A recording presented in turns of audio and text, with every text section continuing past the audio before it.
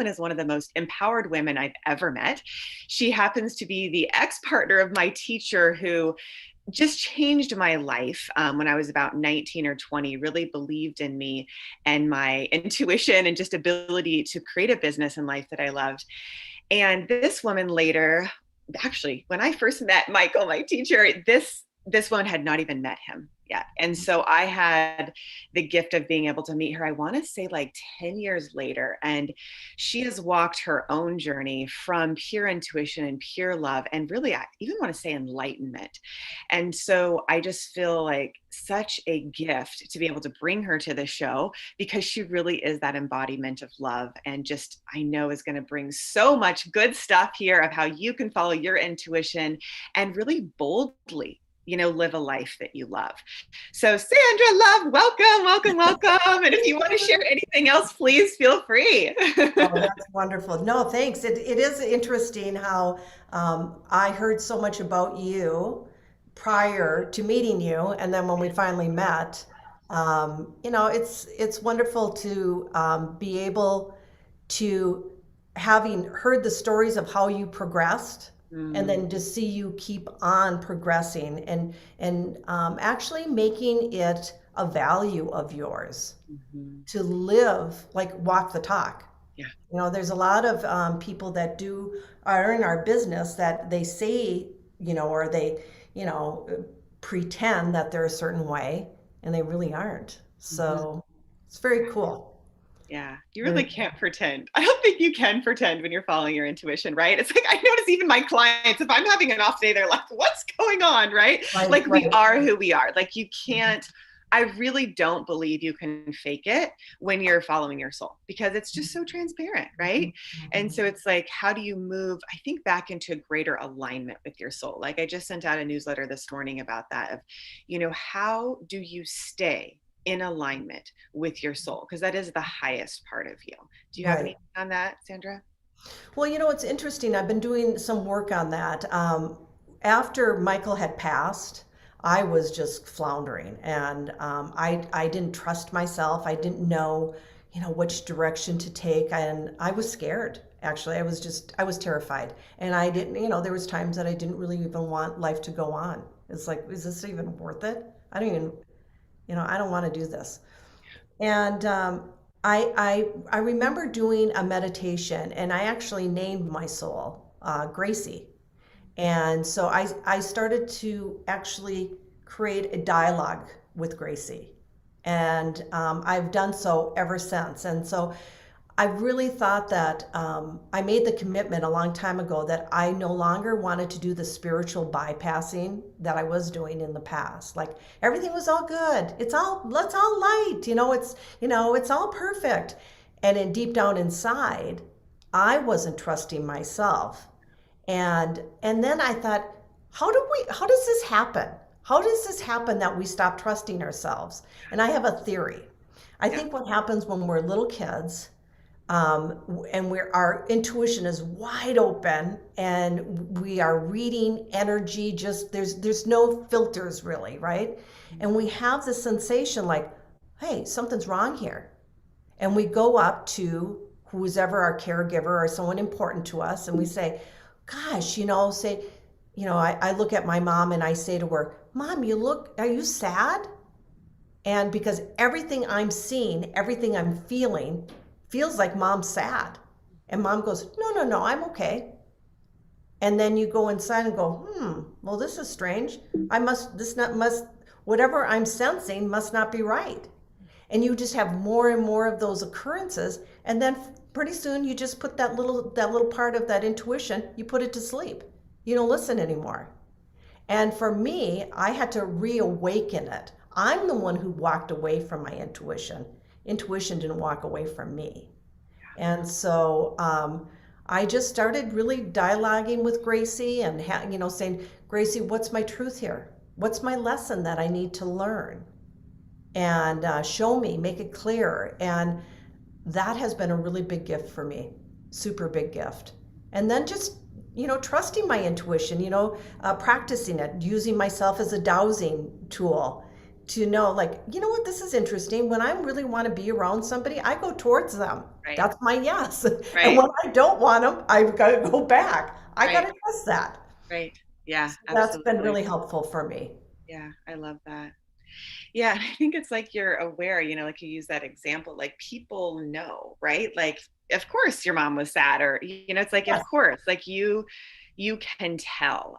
So I think acknowledging, I really invite everybody to just take a moment to tap into your intuition right now. And what is your intuition telling you? As simple as what Sandra said, are you moving towards something or away?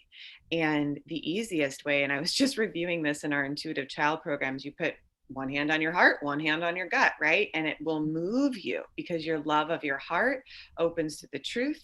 And then your gut is like that compass, like, hey, move here or move there. And then it keeps you in alignment with that greater path of love. Right, right. That's interesting. Yeah, I've done this ever since the COVID thing happened. Because I don't listen to the news, but there's never shortage of it. Someone's always telling me what I don't want to hear, right? And however, when we get in that fear-based thinking, it's like we turn off the faucet for our intuition, and we go within, and we're not open. And so what I was saying to myself when this first started happening, I'm like, no, no, no, no, because part of when I'm working with clients, a big part of when I'm working with them is my intuition. Mm-hmm. It's not like I'm telling them what I think, but I'm going to navigate through my intuitive insights. Right. And so I just decided every morning I was going to go and walk around my neighborhood and put a smile on my face and look at everything with gratitude. Like, look at these beautiful trees. Live in Sedona, Arizona. What's not to see that's beautiful, right? And the more I did it, the more I relaxed and calmed down, and it was so cool. I would get these insights like, oh, this is the message. Like if I was going to write an email or a blog or whatever, this is the message that I need to touch on today. I couldn't get those messages when I was wrapped around in fear. It was just tight. And then when I opened up and came from a place of gratitude, all of a sudden everything started softening. And it's like I could hear in a different way. Mm-hmm. And so I still practice that. I thought that was one of the gifts of COVID, is saying, oh, start your day out with a walk around and, I call it my walking smile meditation, and just really be grateful for all that I have. And be grateful for how I'm evolving to be, you know? Beautiful. Yeah, I think about that too. I mean, just where I live by the beach, it's like just to go outside and just see everything for the beauty that it is. It's like heaven on earth, right? Like if you wake up, it's here. If you see the light and then you just expand that, right? And Yeah. that is your intuition, right? It's lighting up the truth, right? It's also helping you make decisions, this Mhm. feels good, this doesn't feel good. To that discernment piece. Mhm. Yeah. Really important. It's like a razor's edge, right? You just kind of know, and deep down you do know. It's pretty Mhm. fascinating. Right as I said that, I don't know if you guys noticed, but just a flash of light went on. By the way, sometimes I see things too, so it could be possible. So anyways, it's funny, my phone's going off with One Heart Global, so I just want to share a little bit about what's going on with our mission. So we have the kids in Ecuador that we've been raising money for, and I think it was a couple weeks ago I met with about 8 of them on Zoom. And so if anybody's wanting to support that mission, you can go to oneheartglobal.co. We have a course for kids coming up online that's a paid program, but this part is just donation based, right? So I gift the orphanages this curriculum. So if you want to donate to that, you can just go to that site, because I feel like that was meant to be, that we saw a flash and then my phone's coming up with all that stuff. So just putting that out there. And so Sandra, coming back to you, man, there's just so much light around you. What is it that you're doing now? Because I know there's such a huge transformation with Michael's passing and how you actually created your own company now and sharing your gifts. Wow, I think, you know what? It's hard to hear that he passed, right? So I think just connecting. So for those of you, just to kind of catch you up on the story, Michael, what was it? 4 years ago did he Great. transition? Three. Okay. And so obviously we still feel his spirit, and I talk with his spirit a lot, but there was an imprint that he left for me and also for you of the light that helped you get to that next level of your ability to help more people. So Mhm. I would love for you to share, what you're doing now and how you've really taken that next step to help more people. Mhm. Well, I mean, I've been training people in NLP since 2009, and Michael used to kid me. He'd say, "You're my little poster child for NLP," because I had suffered from and struggled with social anxiety for most of my life. When it finally kind of broke loose, I was about 44, 45 years old. And so, I was really living this restricted life. I would have little openings of intuition and saying, "Oh, I should probably go here," but then I would retreat back in fear, and I kind of would stay stuck in my life. And so when I learned NLP, it was like I got my life back.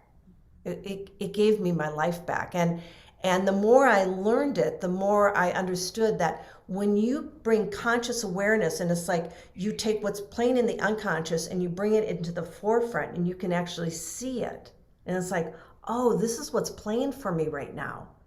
Oh my gosh. Then I had the opportunity to change things. So I remember my first training. I'd been trained in NLP from other trainers, and then I went to Bennett Stellar, where Michael was, the founder of, and I wanted to be a trainer. I had always wanted to be a trainer. My entire, like ever since I went to college. And I graduated with a health education degree, and I just loved like inspiring people to be their best. And I remember the Marisa was asking people if would you be interested, anybody interested in learning to become a NLP trainer? Let me know because we're looking for trainers. And I'm like, oh my God, this is like a godsend. Could this really be true? Yeah. And so I said, God, I went up to Michael, and it was actually my 45th birthday. And I met these people that I never thought I would meet, like-minded people. But in that class, it was just like I was wrapped in a cocoon of love. And I said, hey, I want to throw my hat in the ring for this training position. Do you think I have what it takes? And he looked at me, and my eyes swelled with tears. And he said, well, I'm just curious. What's kept you from doing it from in the past? And I go, I'm scared. He goes, that's 5 minutes of work. And I'm like, can't you just hear him say that? Oh, that's 5 minutes of work. I'm like, oh, it's not 5 minutes of work. That's a bunch of BS. But I thought, well, and he goes, well, next time I do a demo, volunteer. Well, keep in mind, I had social anxiety. The last thing I wanted to do was be up in front of the class. Although I braved it out and got up there, and he started asking me about training, and I kept on accessing this auditory file. And he finally said, what do you hear over there? And I looked at him like, what, are you crazy? Because it was early on in the training, so we didn't know about submodality stuff and all that kind of stuff. And all of a sudden I hear my third grade teacher's voice, Mrs. Wagner, saying, what are you, a stupid idiot? And I'm like, oh my God, it's Mrs. Wagner in there. And then he started laughing, and he got me to laugh at it. Well, what it was I was one of those airy fairy, Abby, you know this, where you're kind of do. And I was in class and I wasn't really paying attention, but I was a sweet little girl, and no one really gave me too much trouble, except for Mrs. Wagner didn't like that I was being airy fairy and not being present. And so she said, Sandra, she was teaching long division. Why don't you come up in front of the class and teach everybody long division, since you apparently know how to do it? You're not paying attention. And I'm like, oh man. So I was not only the youngest in the class, but I was the shrimp of the class. And so I went up in front of everybody, and I looked at the chalkboard, and I'm like, I don't know how to do this. And I said, I don't know how to do it. And she goes, well, what are you, a stupid idiot? And then she had me sit down. Well, I told my dad that, and he taught me math, for all that year. And math ended up being one of my best subjects. So I was living from a past experience in my present moment. And it kept me, it was like I was in cement. I couldn't move forward. I was stuck. And because anxiety, as it's our sympathetic nervous system turned way up. I was afraid of the future. I made huge pictures of how everything could go wrong. And when I turned Mrs. Wagner's voice into Elmer Fudd's voice, it was like, this can't be true. So ever since that day, I got my life back. And then when I learned dream sculpting, it gave me hope for my future. Yeah. And it was probably the best decision ever. I think I'd love to partner with you on something with those kids and teaching them basic NLP communication skills so that they can learn to communicate with themselves. Yeah. Then they can communicate with other people. So anyways, that's what really got me started. And then when Michael passed, it was my opportunity to say, what do I want to create? How do I want to be the leader of Thrive Learning Collective? How do I want to show up? And I really believe that NLP is a combination of so many powerful tools that it takes more than 2 weeks to learn them. And so I started this masterclass and really refining people's ability to use the tools responsibly, and so that they can not only, be confident, they're competent. I always say to people, you don't want to go to a surgeon that's never done surgery that's super confident. I'd rather go to a competent one first, and then through that competence, they get the confidence. So that's where I really believe in NLP as a platform for creating an incredible life, and giving you the ability to heal past trauma so that you can move forward and really live your dreams. Yeah. So I don't know how many of you guys know what NLP is. So what it stands for is neuro linguistic programming. So what it does is it literally changes your nervous system. And the way I believe Sandra also uses it, is to align with your intuition. So your soul knows the truth. And then when your body can actually come into alignment with it, just like I told you, she's embodied it, you can also embody it. So the dream sculpting she's talking about, the ability to clear past trauma, is literally a rewiring of your nervous system. Right. And it is magic. I mean, I remember sitting there I think I was like 19, right? When I learned this, and I'm sitting there and I'm like, holy moly, right? Like, I left a scholarship for a reason, because NLP is the answer. Like, I could have studied years of psychology or sat in the class for 5 minutes and just like you've been like done, like cleared, because it's at the subconscious level. Yeah. So to me, it's so powerful, and it is magic. I mean, it's just like, what do you want to create? Because you can create it, right? And so everything I've ever created is because of NLP and intuition, period. And you and so many people, right? So I just feel like it's such a gift. And I'd really like to invite people to connect with you, Sandra, if they're feeling that personal connection, to learn, how you can help them really manifest their dreams. Right. And yeah, obviously embody it, because it's just so powerful. Well, it's experiential. It's like I look at it and I think I I kind of chuckle about this. The law of attraction, right? Everybody's all hip on the law of attraction. It's just, you got to think about the stuff. You just got to think about it, and it's boom, it happens. However, the interesting thing I hear, like, I'll have people come up to me in class and say, I'm a super good manifester. I manifest really well. I'm like, awesome, great. I'm glad to hear that. And then when they're having a little shit show in their life, I'm like, so I'm wondering what needs to heal in you so this doesn't show up. And they go, what are you talking about? And I'm like, no, wait a minute. So what you're saying, when it's good, you've manifested it. And when you have the perception that it's bad, you haven't manifested it. And they're like, oh. And so I think what happens is that when we do the work, and we do the work of releasing trauma and getting the lessons in life, in my map of the world, I don't believe in any mistakes.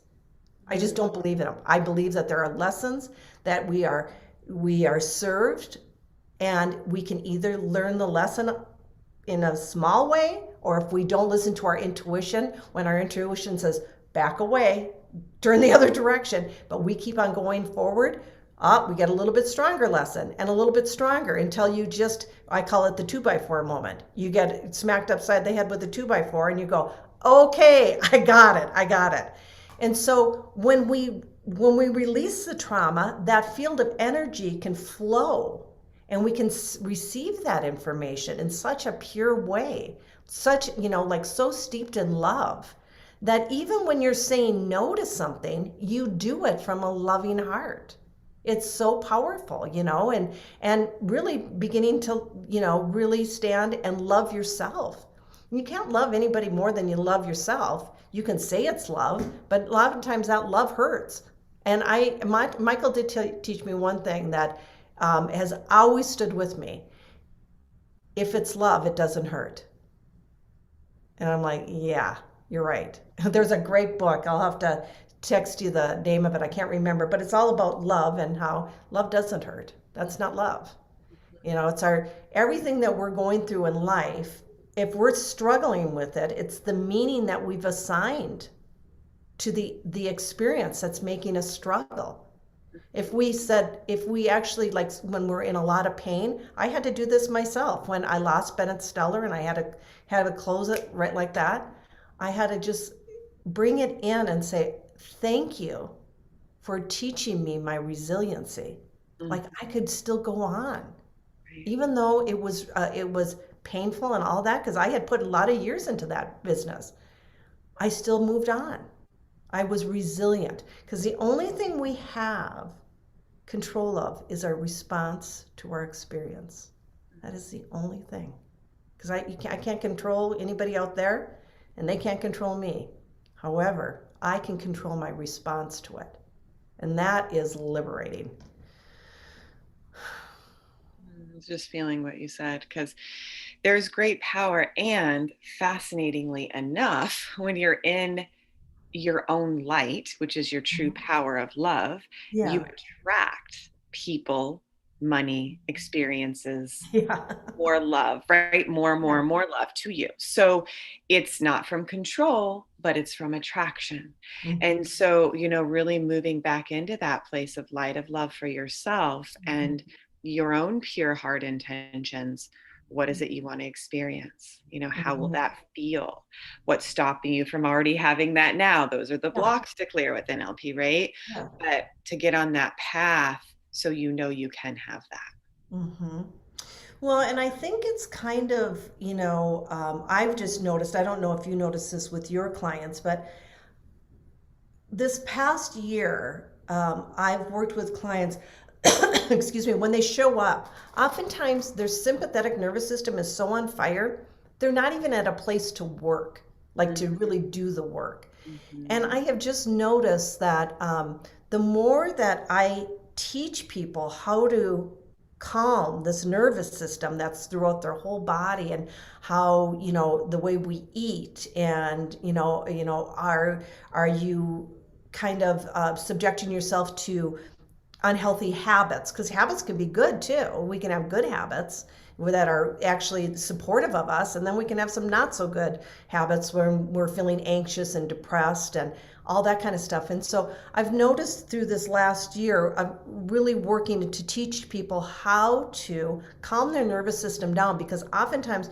we're making decisions from a sympathetic nervous system, and it's having a long-term effect that's not very good. So we're making a decision, for people that are first to hear about this type of sympathetic versus parasympathetic. Sympathetic is, your fight or flight or freeze. There are a lot of people right now that are frozen in fear. They're scared. They are so uncertain about their future, they can't even get a clear vision of what it could be like. And then our parasympathetic is our rest and digest, and it's our healing. Our nervous system. And our goal in life is learn to navigate in and out of those, because, it's like I always think of the perfect balance of that is when we were little and we were playing hide and go seek, and we were being chased and we're like, oh, and then we're safe. And so our body could get all, and then relax. And with dealing with trauma, people who have had trauma of the past, when we heal that, it allows the person to go in and out of the sympathetic, parasympathetic system much easier instead of always being on alert. I'm sure you've met people where, they're always they're watching, right? Because they were brought up that they had to be hyper vigilant. Well, God, being hyper vigilant is exhausting. And it's not where creativity lies, right? That's not where we're going to see what we could be in the future. Right. It's very restrictive. So yeah, that I just have noticed a huge difference in that. And then these same people that are highly affected by what's going on in the outer world, they tend to be drawn to watch the TV. And it's like, don't watch it. Don't go on the news. If it's bad enough, you'll hear about it. Yeah, I know. It'll come through friends or other places. I know I don't. And then I'm like, I'll intuit everything. And then people will come back to me and tell me exactly what I intuited. I'm like, all right, no worries. I didn't need to listen to the news. I already got it. And so it's just kind of like, yeah, whatever you need to know, I believe will come through your intuition or people you love, right? Sure, sure. Yeah, that's for Filter sure. some other fear and stuff if you're getting it from the media, right? So, Yeah, yeah. Interesting. man, so what's coming through, Sandra, is it sounds really funny, but I just noticed as you were talking, there is so much love in your hands. Like, I just remember even doing this work with you when we do anchoring. So there's something called anchoring where you anchor on the physical body, right? And I remember she would touch me with her hand to do anchoring and I'd feel that love. And so just on this video, like, I saw your hands and I could feel the vibration of love Mhm. moving through your hands. Yeah. And what if we could just for a moment take a moment to receive her love and send her love and feel our connection? That love is that greatest power, right? So when we recognize it in another, we're seeing it in ourselves. When we Mhm. send it to another, we're sending it to ourselves. Just vice versa, right? Like, it's this constant flow. So I just invite you to move into your heart space, everyone, and feel, where is love guiding you? Where are you being called? What is your next step, even if it's just for today? And as you notice that, move into harmony with that and allow yourself to take the steps into that. And then let go. Cool.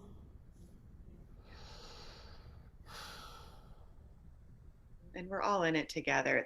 It's funny, just the timing of this, right? It's, I think, because we have a history of years of knowing each other, there's a softness and like, oh, like I am okay, right? Because of that. So it's like we build these relationships, and maybe in your own life, everyone just look at where are the relationships of love holding you up, right? And reach out, connect. I think it's like I see this web of life right now, right? Just let it support you, right? Mhm. Yeah, and it's also surrendering, there's a level of, I used to, this was a huge struggle for me. I was always the giver. Yeah. I'm so giving. I got it. I'm going to do Yep. it all. Yep. And I realized I'll never forget having this insight that I was like, oh my God, that's a level of control Mm, because I wouldn't receive. mm, I was always the giver because that's safe, right? I was in control of the situation. And then when I just opened myself up to receive too, oh my gosh, my life just became so much richer. Had friends that I, since that time, I have developed friendships that are so pure of soul and heart and love that, wow, it's like, I don't ever want to have anything less than that. mm. Yep. I've gotten spoiled to be able to, it should be a give and receive. It should be that, not should it, enjoy it. Enjoy this beautiful way of being, learning to love, not to be loved. I mean, there's so much, like people will say to me, what I really want is I want unconditional love.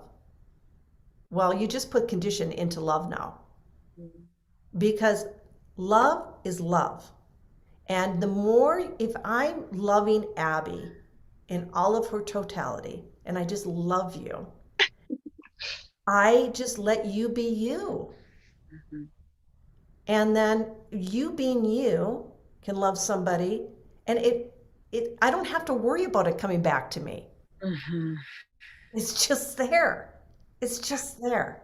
And that was probably the biggest lesson I learned, because a lot of times when Michael was going through his death process, people would call me and tell me what to do with them. And I'd be like, "Well, wait a minute, hold on." I last I checked, this was Michael's process, Yeah. and I'm going to hold a space for him to navigate his death, because death is just a part of life. And it was probably one of the most proudest moments of my life to be able to hold a space for him to navigate this the way he needed to. It wasn't my agenda. And I loved him throughout the whole process. And I've done that with my parents, done that with my children. Whenever I feel like I'm getting too involved, like I got to control and I got to tell them what to do or whatever, that's not love. That's not love. That's control. Mhm. Yeah. And conditions. Yeah. Huh. Yeah. I was just feeling into the light of his process of the transition, right? That the soul Mhm. kind of goes on its own path, and we Yeah. can be there to hold space, but it's not forced, it's just allowed. Um, so I think that's one of the beautiful things about you is you create that space, right? That allows the truth to be revealed, you know?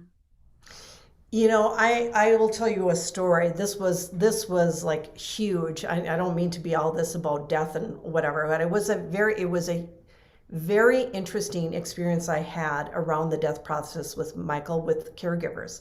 So he was in a rehab, and that's where he actually had his heart attack, and he was taken to the hospital. And the nurses in the rehab, when I would walk in, they would be, "Oh God, there she is." There she is. Because I was super protective of him. And Mm. I would check his medications and all this kind of stuff. And I was always very nice to them. And for the first time in my life, I walked in, I didn't really care if they didn't like me. It's like, oh well, I don't care if you like me. Right now, I am a guardian of this man, and I'm going to protect him with everything I have. And I'm going to make sure that he is the best care, right? So I would go in, and there's like, oh, Sandra's here, whatever. And he would have the nurses call in the middle of the night and ask. He's asking for his wife, but that I couldn't go there because they wouldn't allow visitors. So I would just be like, torn. So then he has his heart attack, and he's in the hospital. I'm in the hospital, and then he passes. I go to get his things, and this is where love was negated in this whole experience. And I think this is part of my mission in life, is to teach businesses and hospitals, medical, like Christ conscious, or unity conscious thinking, feeling, loving. Because when I got there, all of Michael's things were strewn in the hallway. Like there was no honor of a person's life. Wow. And the nurse came up to me, and she was hysterical. Now here I'm the widow.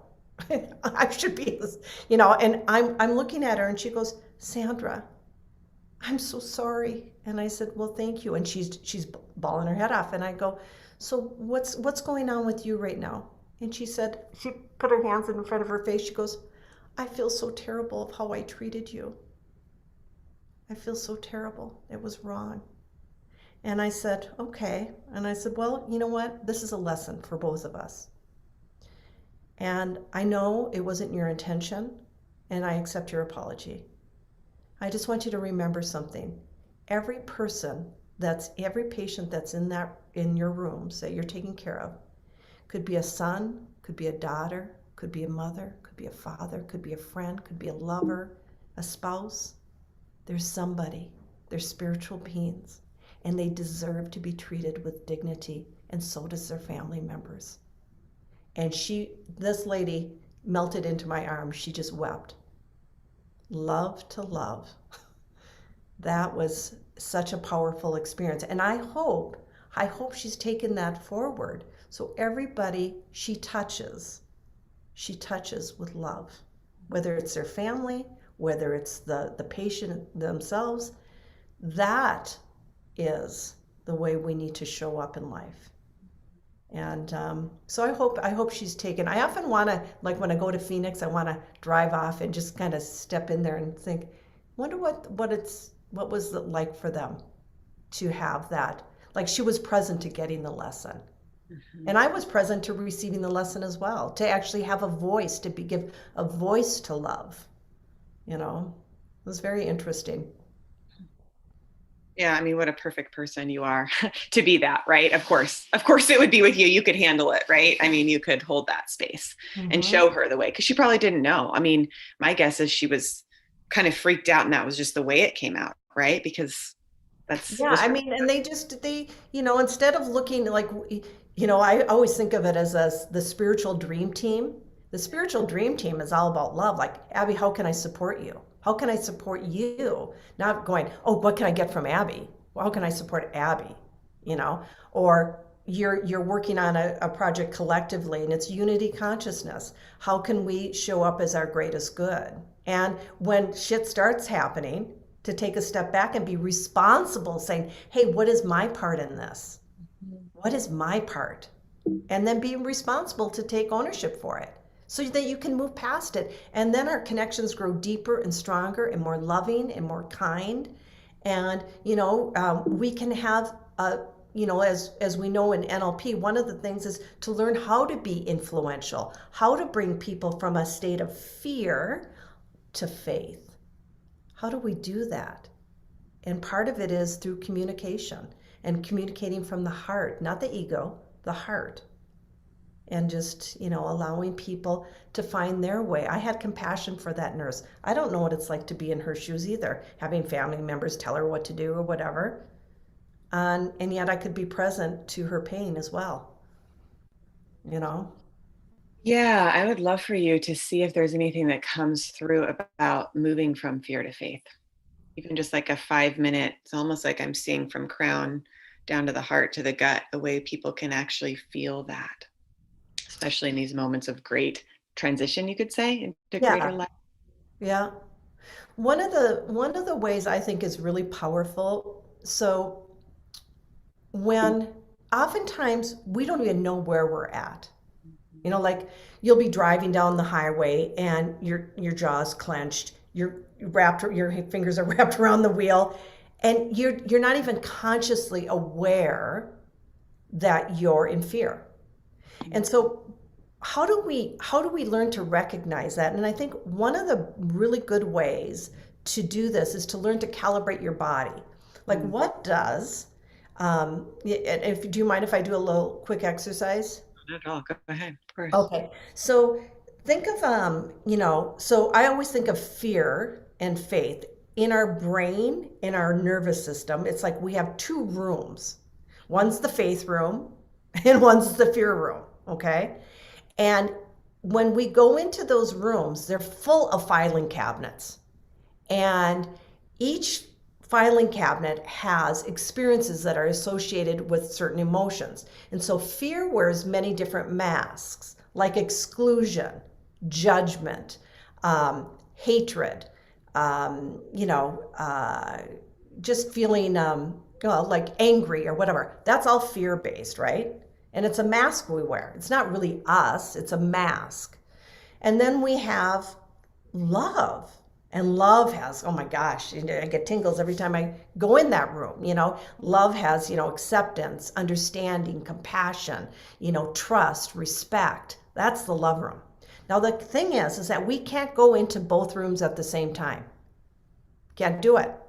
So we always are at a point of choice to say, which room do I want to walk in? And when I walk in the fear room, I connect with all my fear beliefs. I connect with all my fear values. I connect with all my fear behaviors and all my fear feelings. And I act accordingly. And usually when we act from that, unless there's a saber-toothed tiger chasing us, we're not usually feeling good about it for the most part. Now, if I go into the faith room, oh my gosh, I have all these new behaviors of faith and belief systems of faith and love and all that kind of stuff. And that leads me to behave in a whole different way. So one of the ways that I teach people how to calibrate is that if you just take a deep breath in and you release it and you check in and think of all the words that describe fear to you, like anger, resentment, control, jealousy, a state of wanting, judgment, rejection.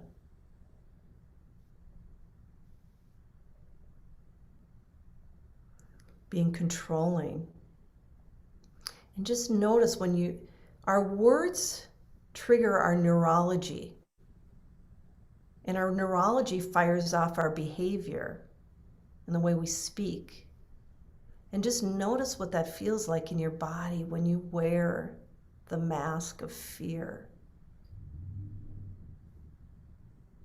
And you might think of even other words that describe fear for yourself. Feeling less than.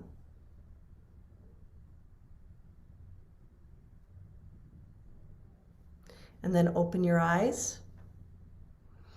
Shake that off. And as you pay attention to what was that like for you, most people will describe fear as tense. They roll in, they kind of make themselves small, or they puff themselves up. But once you understand, oh, that's what fear feels like to me. Sometimes you get tightness in your jaw, fluttering in your heart that's, tense, it feels anxious. Once you know that, now you record that in your brain. Oh, that's me feeling, that's the place of fear for me. So now, let's go to that place of love. So close your eyes. You're so good at this. And take a deep breath in. And when you exhale, place your left hand on your heart. And bring your conscious awareness to that beautiful heart of yours. And bring up a memory that reminds you of such a beautiful experience of love. Perhaps you gave love, or maybe you're receiving, or maybe it's a little of both.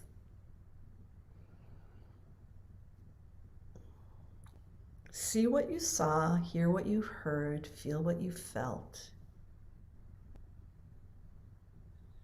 Having that love,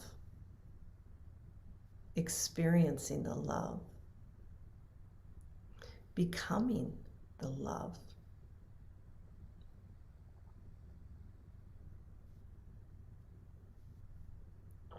And let's think of all sorts of words that describe love, like acceptance and understanding, compassion, joy, excitement.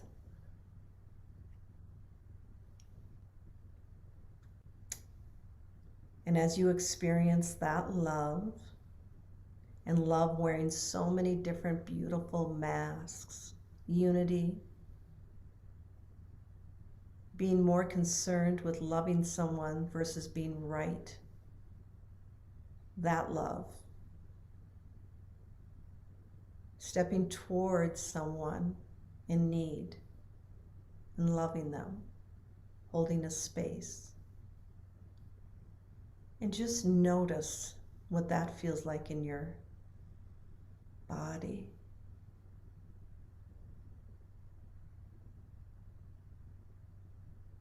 And anytime you want to experience love, you just place your hand on your heart and bring your attention to that beautiful heart of yours and let it just expand. And I oftentimes just see this beautiful, beautiful pink light coming out of my heart and wrapping me in a cocoon of love. And notice what that feels like.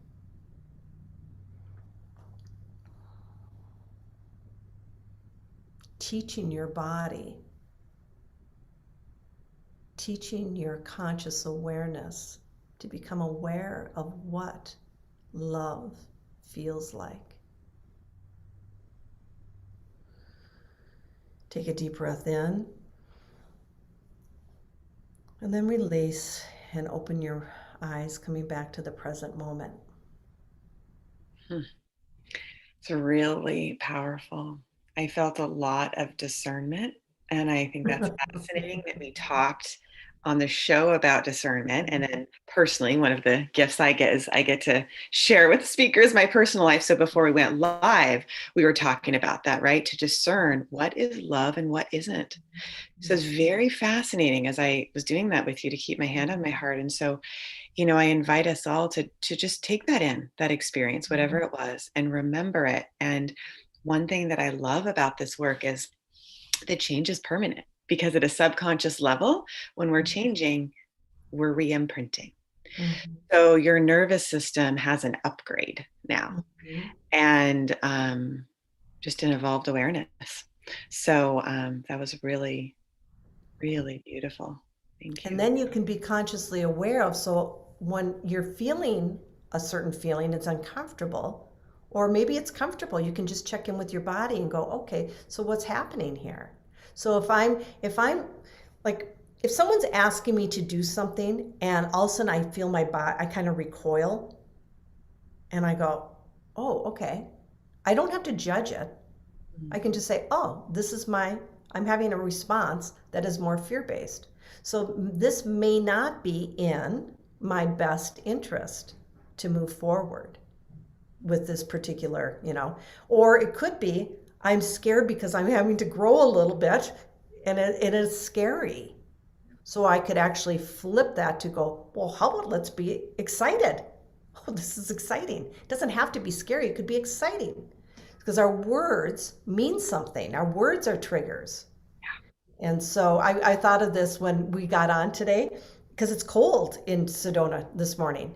And I thought, do I want to say it's cold? Maybe it's just chilly. If it's cold, I'm going to be really cold. That's awesome.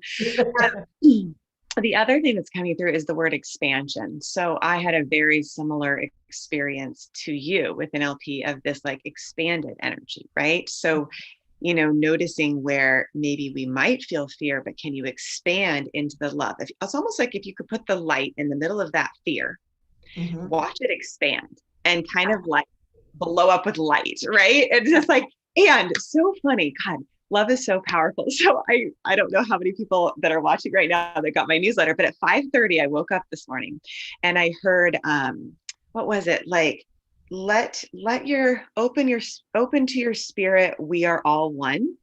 And so as I did that, exactly what I'm telling you right now happened is literally the room exploded with light, like all these beautiful little golden sparkles, like everywhere. And I was like, what?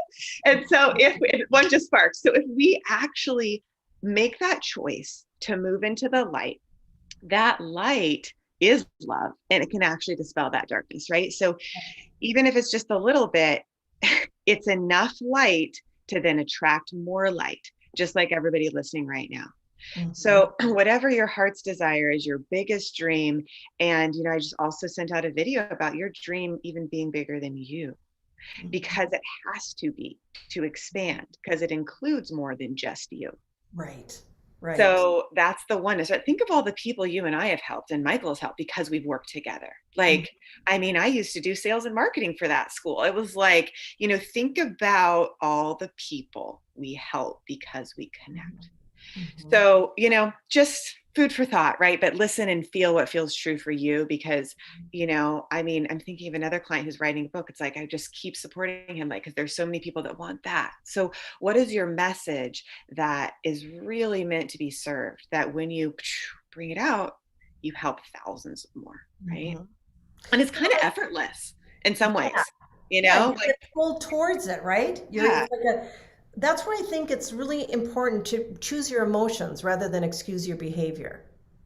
So when I say we have a dream, we're going to do it. We have this dream we're going to work on together, and I've never done it. Maybe you've never done it, and we start getting a little fearful and don't know if we can, or we doubt. All that kind of stuff goes in.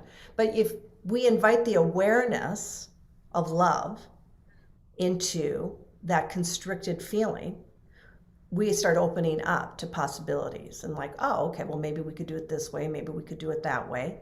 And then we can move from that fear to excitement. Oh, well, it's exciting. And I always say, if it's not a little like, oh gosh, do you think we can do it or whatever, is it really worth doing? We have, this is like an invitation to grow, like you said, to grow and expand, to stretch. If we do the same thing over and over and over and over again, I mean, I don't know. I mean, I know that both of us are entrepreneurs. We couldn't live that way. It wouldn't work. No, I mean, there's certain things that work I keep doing, but if they don't work, stop doing it. Right. Totally. Yeah. And that's what makes life exciting, and we're always learning new skills. I just think of when people, oh, my heart at times aches for people that are just in the status quo. They're not expanding. They're not pushing themselves to be better, to learn more, to apply it. And let's keep in mind, learning is great. If it's not applied, it's just information. Right. Right. So I'm really big on applied learning. So gosh, yeah, if it's a little scary, that's okay. That's okay. And when you bring love into that fear, check in. Do you still want to stay back in fear, or do you also need to start opening up to possibilities? Chances are you're going to open up to possibilities, and that's your direction to move forward. It's really hard to make decisions from a fear-based, creative decisions or opportunity decisions from a fear-based state. Just challenging. I mean, we have to move out of fear to faith and say, okay, how can, creativity to be in spirit, to be creative, is to be connected to your heart. And bringing all that ego shit, oh, I'm going to be judged, I'm not going to do it right. I mean, people will say to me, oh, well, they'll criticize maybe if I've done a training and maybe I didn't nail one particular thing. But they're the ones that want to be up where I'm sitting, right? But they're not up there. And I always say, hey, thanks for the critique, thanks for the feedback, appreciate it. And, if anytime you want to come up here and do it, feel free to. Well, that pretty much calms them down because they're so afraid of judgment. At least I jump in and do it. I'm not going to do it perfectly. I'm going to do it the best that I can. Mm-hmm. And sometimes my best is like outstanding. And sometimes it's so-so. Yeah. But, coming from that love, I have to love myself and accept myself enough to just meet myself where I'm at. Yeah, I love that. It's powerful. Yeah. And to me, you're just such a teacher of unconditional love, right? Like you hold that space for other people, right? Like you just love them where they're at. And I think that's beautiful if we can apply that to ourselves. And just from this moment, what's next, in that place of unconditional love. What I usually do? I usually open for questions. So there's just like a couple minutes left. So I'll give everybody the phone number. If you have a question for Sandra or I, you can call 858-692-4555 and we'll be here for a couple more minutes. Sandra, is there anything else you want to share? And could you also please give your email and information where people can work with you? Sure. So I'm really big on really understanding how using emotions as tools for our success. Emotions can hold us back, keep us in fear like we were talking, or they can expand us and move us forward.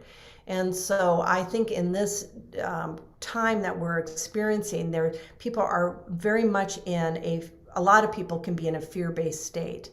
And so I have an upcoming workshop that I'm doing. It's called Conquering Clarity. I also have one on conquering anxiety.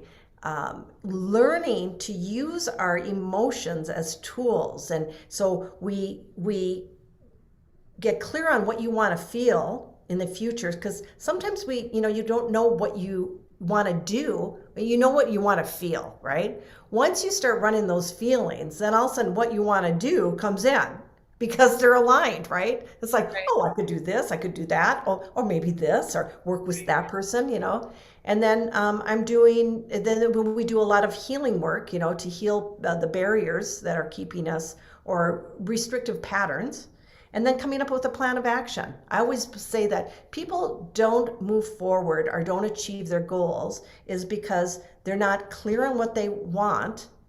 They haven't healed past patterns that aren't supportive of those, and they don't have a plan of action. Once you kind of get all that going, all of a sudden, oh, and you work your plan and you stay aligned. You're talking about your intuition. Allow your intuition to be your best friend, to be your GPS, to tell you, to guide you where to go.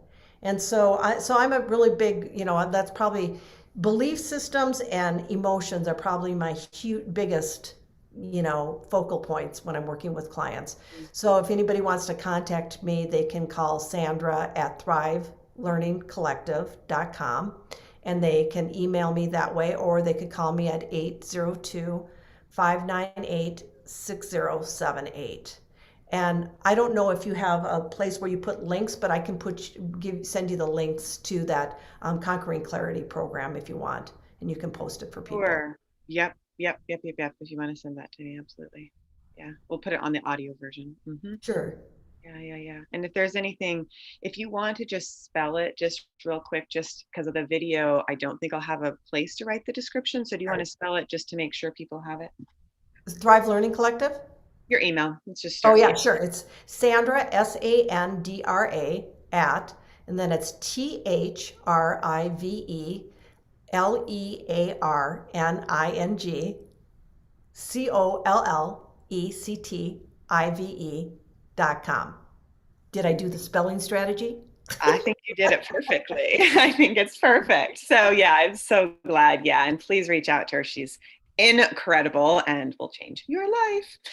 So, anyways, thank you so much for being here. Is there anything else you want to share with the audience before we log off today? Well, I just want to thank you for having me. It's really it's an honor, and I'm so proud of you. I know Michael has always been so proud of you and still is from the other side. And really learning to trust your intuition is a very, very powerful resource to have. And in order to trust it, you have to use it.